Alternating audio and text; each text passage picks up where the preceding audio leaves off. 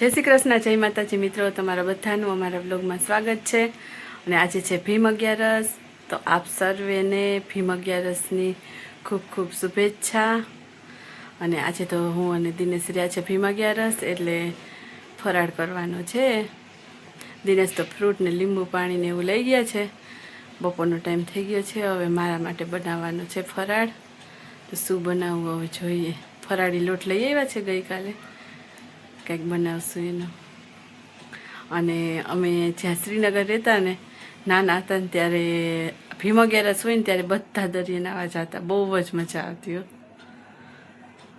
હવે તો બધા ઓછા જાય છે, ખબર નથી, પહેલાં તો બધા બહુ જતા નાવા, દરિયે નાવા, બધું યાદ આવે ને મજા આવી જાય। હાલો, હવે લાગી ગઈ છે ભૂખ અને ફરાળી રોટલી બનાવી અને કેરીનો રસ બનાવ્યો, એનો ફરાળ કરી લઈએ। ફરાળી રોટલી અને કેરીનો રસ કરી લઈએ ફરાળ। અમે નીકળ્યા છે આટો મારવા માટે રાતના। જો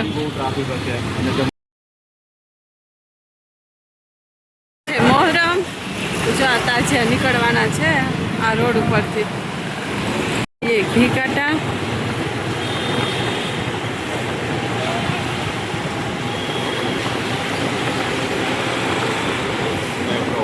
અહીંયા મેટ્રો સ્ટેશન ઘી કાંટા રોડ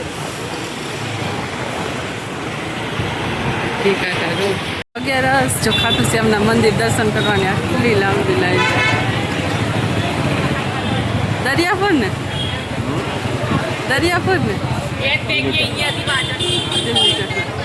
આટલી લાંબી લાઈન છે અહીંયા મંદિર છે ને ખાટુ શ્યામનું, ત્યાં દર્શન કરવાની। ત્યાં તો રસ્તો બંધ જ હતો,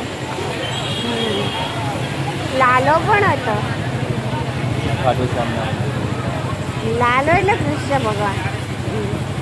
જો કેટલી લાંબી લાઈન છે, અહીંથી પાછી અંદર જાય અને આની અંદરથી આ જવા તો જવાનું તો આગળ કેની લાઈન હશે। છે તાજિયાની તૈયારી।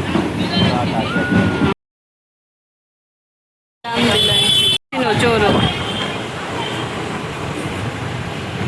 ગળાવાળ બાર આટો મારીને આવી ગયા। અને જો રસ્તામાં વચ્ચે દરિયાપુર ખાટુ શ્યામનું મંદિર આવે છે ને આડું, તે એટલી લાંબી લાઈન હતી ને પબ્લિકની, લગભગ 2 થી 2.5 કલાકે વારો આવે ને દર્શન કરવાનો, એટલી લાંબી લાઈન હતી।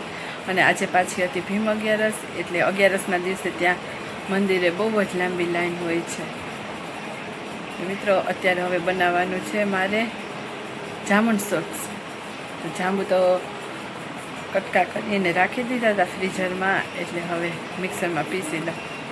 હાલો બનાવી નાખીએ જામુન સોસ। તો હાલો હવે બની ગયો છે જામુન સોસ, પી લઈએ। ચલો જામુન સોસ પીવો। સરસ મજાનો બની ગયો છે।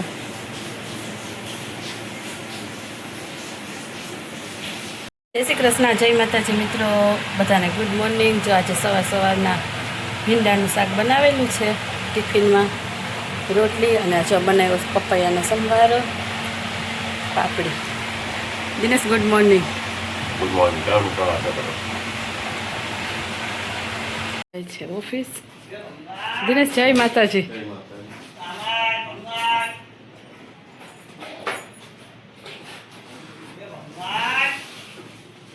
હાલો, બપોરનો જમવાનો ટાઈમ થઈ ગયો અને મારા વિદિશા માટે જો દહીંવાળું ભીંડાનું શાક બનાવી દીધું છે। જો હાલો જમી લઈએ। વિધિ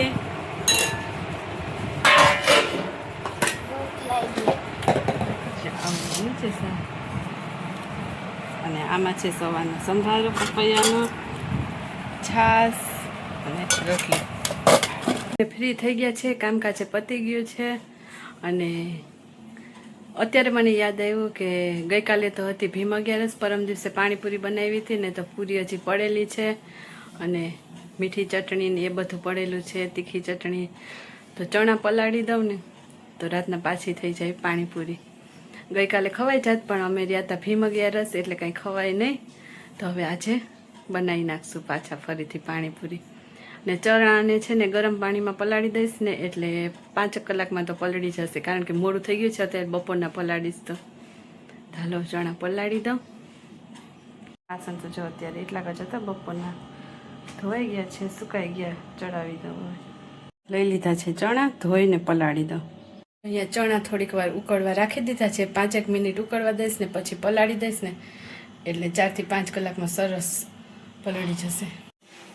ઘણા દિવસથી મુરબો કરવો કરતી હતી, 3 થી 4 દિવસ થયા, વચ્ચે જો ટાઈમ જ નહોતો મળ્યો અને એક દિવસ તો મને પણ આળસ આવી ગઈ હતી અને આજે તો હવે કરવો જ પડશે. તો જો આજે અત્યારે બપોરના કેરી લઈને બેસી ગઈ છું. કેરી સુધારી લઈ અને બનાવી નાખીએ મુરબો. કેરી લઈ આવી હતી આસ્ટોડિયાથી, એકદમ સરસ છે, કાચી. બનાવી નાખો હવે મુરબો. આપણે લેડીઝને તો કામ ખૂટે જ નહીં, એક પછી એક ચાલુ જ રહે. આપણે એમ થાય ને કે હવે શાંતિથી બેસી જાય તો ભલે, નહીંતર કામની પાછળ પડીએ ને તો કામ કોઈ દિવસ ખૂટવાના જ નથી. મને જેવું લાગે કે તમને બધાને એવું થાય છે, કમેન્ટ કરીને કહેજો. એ આપણે સુવાની પાડી દઈએ રજા બપોરના, નહીં તો સૂઈ જઈશ ને હમણાં તો આ કંઈ કામ થશે નહીં. હજી મારે વિડીયો એડિટિંગ કરવાનો બાકી છે, તો વિડીયો પછી એડિટિંગ કરીશ. આ કરીને ત્યાં તો પાછું રોંઢે થોડાક ઘણા કામ હોય, એ કામકાજ કરી લઈએ તો પડી જાય સાંજની રસોઈનો ટાઈમ થઈ જાય. એમને એમ ચાલ્યા જ કરે છે. અહીંયા મુરબો કરવા રાખી દીધો છે. ચાસણી નથી કરતી હું, સીધી ડાયરેક્ટ બાફેલી કેરીની કટકી હોય ને એમાં જ ખાંડ નાખી અને આપણે મુરબો બનાવી નાખીએ. તો જો બને છે મુરબો, જો અહીંયા બને છે મુરબો. હજી તો ચાસણી આવવાની બાકી છે. લઈ લીધી છે 6-7 ઇલાયચી, એને ખાંડી અને એનો ભૂકો નાખશું ને મુરબામાં તો એકદમ સરસ મસ્ત સુગંધ આવે. એના ટુકડા કરી લીધા છે અને ઇલાયચી ખંડાઈ ગઈ. અહીંયા થાય છે મુરબો. હજી થોડીક વાર છે. તો જો સરસ મજાનો આપણો મુરબ્બો બની ગયો છે કેરીનો. તજ, લવિંગ, કાજુના કટકા અને ઇલાયચી અને થોડુંક કેસર, એ બધો મસાલો નાખ્યો છે અંદર. હવે ઠંડો થઈ જાય ને પછી કાચની બરણીમાં ભરવાનો છે. મુરબ્બો તો બની ગયો છે અને હવે છે ને વિદિશાને લાગી ગઈ છે ભૂખ, કારણ કે અત્યારે 5:30 જેવો ટાઈમ થઈ ગયો છે ને. તો વિદિશા કે મમ્મી ભૂખ લાગી છે તો મને કાતરી તળી દો. અને આવતીકાલે છે શનિવાર, તો દિને શનિવાર રહેવાના છે, તો એને સવારના લંચ બોક્સમાં ભરી દઈશ એટલે ચાલશે ફરાળમાં. તો અત્યારે હજી જો હવે કાતરી તળવાની છે બટાકાની, તો હાલો તેલ મૂકી અને કાતરી તળી નાખું. તો વિદિશા છે ને અત્યારે કરે છે હોમવર્ક.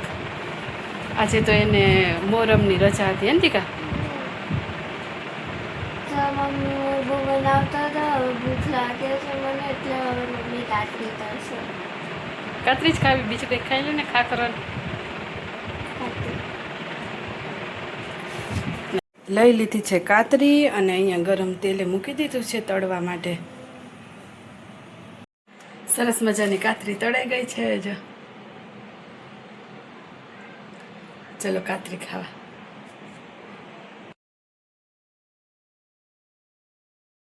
બનાવવાની છે લસણવાળી ચટણી. તો લસણ ખોલી લીધું છે અને જો હવે ખાંડું છું એટલે બની જાય હમણાં લસણવાળી ચટણી.